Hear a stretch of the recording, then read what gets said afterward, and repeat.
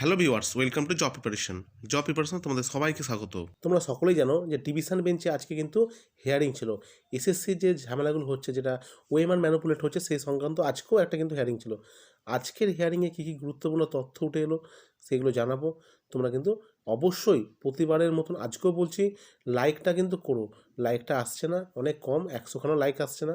আমি চাইছি তোমরা কমসে কম যেন 1K লাইক করো। চলো তাহলে আজকে ভিডিও শুরু করা যাক। আজকে হিয়ারিংয়ে আমরা জানতে পারলাম যে সিবিআই যে গাজিয়াবাদ থেকে যে সমস্ত তথ্য, যে সমস্ত মানে হার্ড ডিস্ক, যা যা ইলেকট্রনিক্স গেজেট আছে, সমস্ত কিছু কিন্তু আগামী 5 দিনের মধ্যে গাজিয়াবাদ থেকে কিন্তু আনার নির্দেশ দিল মহামান্য বিচারপতি দেবাংশু বসাক। মানে যা যা সিবিআইয়ের কাছে তথ্য আছে সেগুলো প্রত্যেকটা গাজিয়াবাদ থেকে আনতে বললো। এবং সেখান থেকে দেখা যাচ্ছে যদি সম্ভব হার্ড ডিস্ক আনতে সম্ভব না হয়, তাহলে যে নথিগুলো কপি উদ্ধার করেছে সেইগুলো কিন্তু তিনি দেখতে চেয়েছেন। এর পাশাপাশি স্কুল সার্ভিস কমিশনের যে সার্ভারে যে সমস্ত মানে নিয়োগ সংক্রান্ত যে নথিগুলো আছে সেইগুলো কিন্তু চেয়ে পাঠিয়েছেন মহামান্য বিচারপতি। আলটিমেটলি কী দেখা যাচ্ছে, গ্রুপ সি, গ্রুপ ডি, 9 থেকে 12, 11, 12, এই যে সমস্যাগুলো হচ্ছে ওএমআর নিয়ে, এই যে সিবিআই যে নথিগুলো, এর সত্যতা যাচাই করার জন্য কিন্তু বারবার ধরে বিতর্কিতভাবে চাকরি পাওয়ার আইনজীবীরা তারা কিন্তু বারবার ধরে বলছে তারা সিবিআই নথিকে বিশ্বাস করে না, তারা স্কুল সার্ভিস কমিশনের নথিকে বিশ্বাস করে না। সুতরাং তারা বলতে চাইছে যে যা কিছু ঘটেছে সেটা কিন্তু বাইরে ঘটেছে, চাকরি যারা করছে তাদের কোনো দোষ নেই।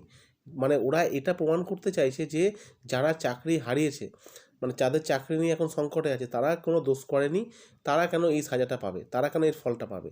ওরা বলতে চাইছে যারা নিয়োগ করেছে বা যারা ওএমআর ম্যানিপুলেট করেছে বা হয়তো ওএমআরগুলোকে যারা সংরক্ষিত করে রেখে দিয়েছে, তাদের প্রত্যেকের দোষ। চাকরি প্রাপক যারা, তাদের কোনো দোষ নেই। সুতরাং তাদের চাকরিটা যেন না যায়, এটাই তাদের আবেদন।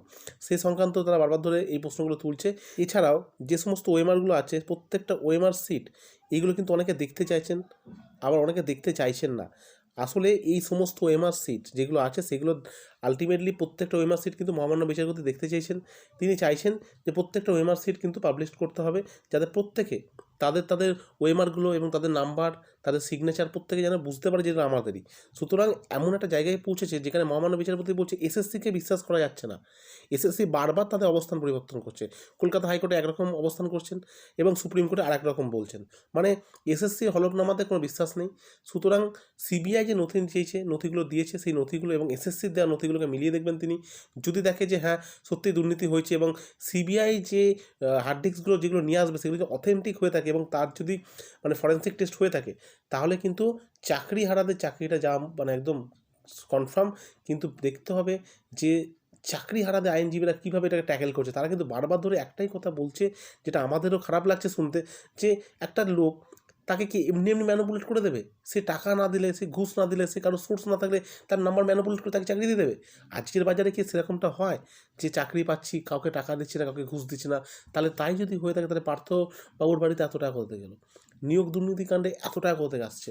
টাকাগুলো তো এদের কাছে কালেক্ট করা। আজকে এরা বলছে যে আমরা দিইনি টাকা। সুতরাং এরা তো মিথ্যে কথা বলছে, সকলে বুঝতে পারছে। কিন্তু মিথ্যে যেটা বলছে, এদেরকেও সেটা প্রমাণ করতে হবে যেটা মিথ্যে বলছে। সুতরাং আজকে হাড্ডাহাড্ডি লড়াই হচ্ছে। আগামী 24 তারিখ কিন্তু পরবর্তী শুনানি আছে।